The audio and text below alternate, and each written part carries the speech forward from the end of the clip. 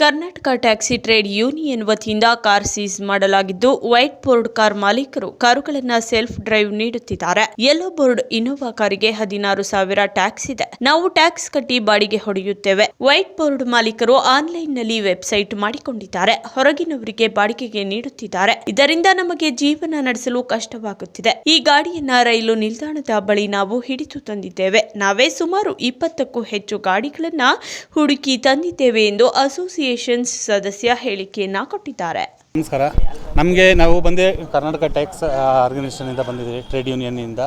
ನಾವು ಇವಾಗ ಏನಾಗಿದೆ ಅಂತಂದರೆ ನಮ್ಮ ಯೆಲ್ಲೋ ಬೋರ್ಡ್ ವೆಹಿಕಲ್ಗಳು ಜೀವನ ಮಾಡೋದು ತುಂಬ ಕಷ್ಟ ಆಗಿದೆ ಸರ್. ಯಾಕಂದರೆ ಇಲ್ಲಿ ನಾವುಗಳು ಟ್ಯಾಕ್ಸ್ ಕಟ್ಕೋಬೇಕು. ನಾವು ವರ್ಷಕ್ಕೆ 16,000 ರೂಪಾಯಿ ನಮ್ಮದು ಇನೋವಾ ಗಾಡಿಗಳಿಗೆ ಟ್ಯಾಕ್ಸ್ ಇದೆ. ಅದಲ್ಲದೆ ಪ್ಯಾನಿಕ್ ಬಟನ್ನು, GPS, ಇನ್ಸೂರೆನ್ಸು ಅಂತ ನಮಗೆ ಲಕ್ಷಾಂತರ ರೂಪಾಯಿ ಖರ್ಚಿದೆ. ಈ ವೈಟ್ ಬೋರ್ಡ್ ಅವ್ರಿಗೆ ಯಾವುದೇ ಥರದ್ದು ಇದಿಲ್ಲ. ಇವರೇನು ಮಾಡಿದ್ದಾರೆ, ಇವಾಗ ವೈಟ್ ಬೋರ್ಡ್ ಅವರು ವೆಬ್ಸೈಟ್ಗಳು ಮಾಡ್ಕೊಂಡಿದ್ದಾರೆ. ವೆಬ್ಸೈಟ್ಗಳು ಮಾಡ್ಕೊಂಡು ಅವರು ಕಾಲ್ ಮಾಡಿಕೊಂಡು ಅವರು ಬುಕ್ ಮಾಡಿಕೊಂಡು ಗಾಡಿನ ತೊಗೊಂಡು ಹೋಗ್ತಾರೆ.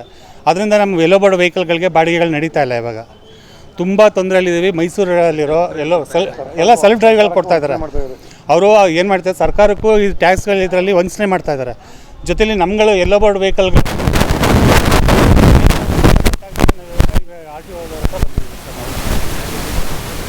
ಸರ್, ಇದು ರೈಲ್ವೆ ಸ್ಟೇಷನ್ ಅಂತ ಇವರು ಪಿಕಪ್ಗೆ ಬಂದಿದ್ದರು. ಆವಾಗ ಆ ಗಾಡಿನ ಹಿಡ್ಕೊ ಬಂದಿದ್ದೀವಿ ಸರ್.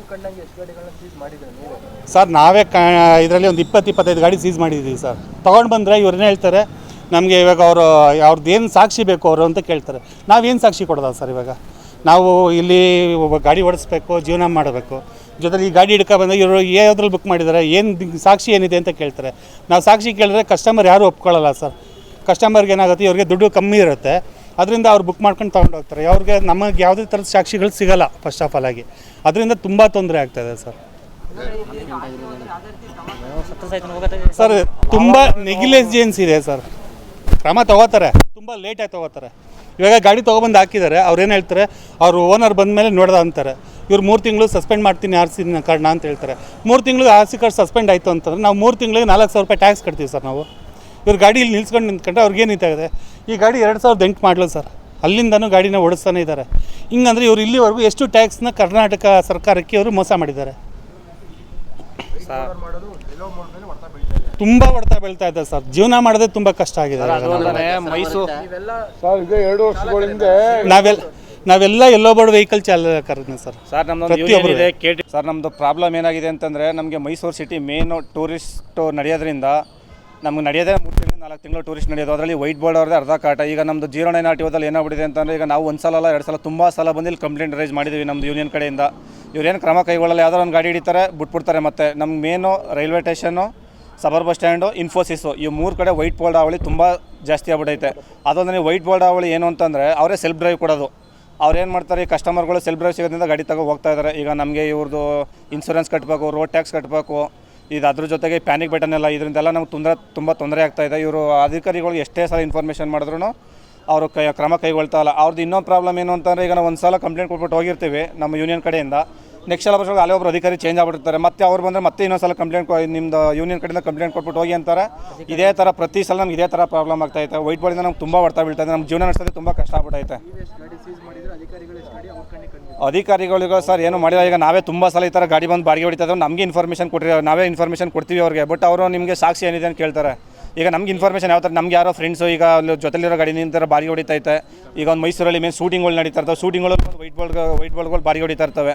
ಈಗ ಗಾಡಿ ನಮಗೆ ಬಾಡಿಗೆ ಹೊಡಿತೈತೆ ಅಂತ ಅಂದ್ಬಿಟ್ಟು, ಈಗ ಅಲ್ಲಿ ಟ್ರಿಪ್ ಶೀಟ್ ಅಂತ ಇರ್ತದೆ, ಗಾಡಿ ಕಿಲೋಮೀಟ್ರ್ ಎಂಟ್ರಿ ಮಾಡೋದು, ಎಕ್ಸಿಟ್ ಮಾಡೋದು, ಇದೆಲ್ಲ ಅದನ್ನೆಲ್ಲ ನಾವು ಸಾಕ್ಷಿ ಸಮೇತ ಕೊಟ್ಟರು ಇವ್ರೇನು ಕ್ರಮ ಕೈಗೊಳ್ಳಲ್ಲ.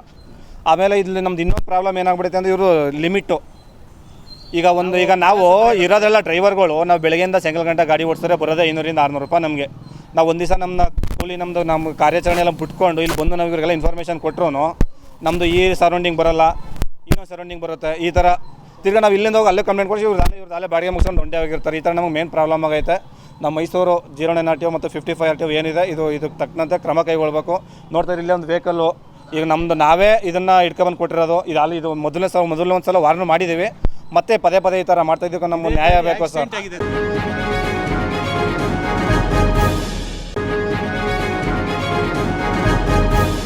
ಕಾನೂನು ಪ್ರಕಾರ ವೈಟ್ ಬೋರ್ಡ್ ಗಾಡಿಗಳನ್ನು ಬಾಡಿಗೆಗೆ ನೀಡುವಂತಿಲ್ಲ. ದೂರು ಬಂದ ತಕ್ಷಣ ವಾಹನ ನಿರೀಕ್ಷಕರನ್ನ ಕಳುಹಿಸಿದ್ದೇವೆ. ಸೆಕ್ಷನ್ 53ರ ಪ್ರಕಾರ ಕ್ರಮ ಕೈಗೊಳ್ಳುತ್ತಿದ್ದೇವೆ. ಮೊನ್ನೆ ಒಂದು ಗಾಡಿಯನ್ನ ವಶಪಡಿಸಿಕೊಂಡಿದ್ದೇವೆ. ಇಂದು ಒಂದು ಗಾಡಿ ಅಸೋಸಿಯೇಷನ್ಸ್ ನವರೇ ಪೊಲೀಸರ ಮೂಲಕ ತಂದಿದ್ದಾರೆ. ಈ ವಾಹನದ ವಿರುದ್ಧ ಕಾನೂನು ಕ್ರಮ ಕೈಗೊಳ್ಳುತ್ತೇವೆ ಎಂದು ಮೈಸೂರಿನಲ್ಲಿ ಆರ್ಟಿಒ ಅಧಿಕಾರಿ ರಾಮಚಂದ್ರ ರವರು ಹೇಳಿಕೆಯನ್ನ ಕೊಟ್ಟಿದ್ದಾರೆ. ಈ ಅಸೋಸಿಯೇಷನ್ ಕಡೆಯಿಂದ ಟ್ಯಾಕ್ಸಿ ಅಸೋಸಿಯೇಷನ್ ಕಡೆಯಿಂದ ಒಂದು ಫೋನ್ ಬಂತು, ಈ ರೀತಿ ರೈಲ್ವೆ ಸ್ಟೇಷನ್ ಹತ್ರ ಸೆಲ್ಫ್ ಡ್ರೈವ್ ಕಾರ್ಗಳು ಪಿಕ್ ಮಾಡ್ತಾ ಇದ್ದಾರೆ ಅಂತ ಹೇಳಿ ಬಂತು.